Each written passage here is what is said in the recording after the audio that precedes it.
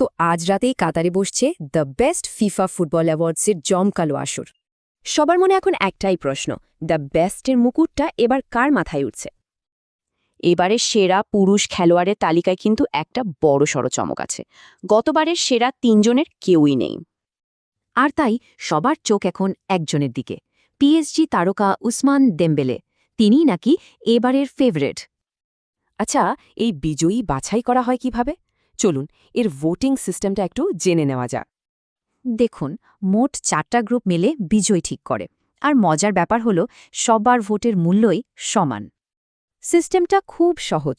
ভোটাররা সেরা 3 জনকে বাছেন, প্রথম জনকে 5, দ্বিতীয় জনকে 3 আর তৃতীয় জনকে 1 পয়েন্ট দেন।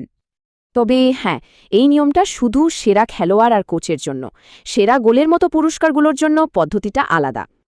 সেরা পুরুষ খেলোয়াড়ের তালিকায় এবার কারা আছেন? দেমবেলে, এমবাপ্পে, হ্যারি কেইনের মতো বড় বড় সব নাম। আর নারীদের বিভাগে সেখানেও কিন্তু তারকার ছড়াছড়ি, যেমন আয়তানা বনমাতি বা অ্যালেক্সিয়া পুতেয়াস। পুরুষ কোচদের তালিকায়ও কিন্তু লড়াইটা জমজমাট। আছেন আর্সেনালের আর্তেতা, বার্সেলোনার হান্সি ফ্লিকের মতো কোচেরা। নারীদের কোচদের মধ্যেও আছেন সেরাদের সেরা। চেলসির সোনিয়া বম্পাস্টোর আর ইংল্যান্ডের সারিনা ভিগম্যান তো আছেনই।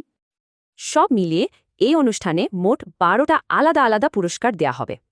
শুধু সেরা খেলোয়াড়ই নয়, সম্মান জানানো হবে সেরা গোল, ফেয়ার প্লে, এমনকি সেরা ফ্যানদেরও।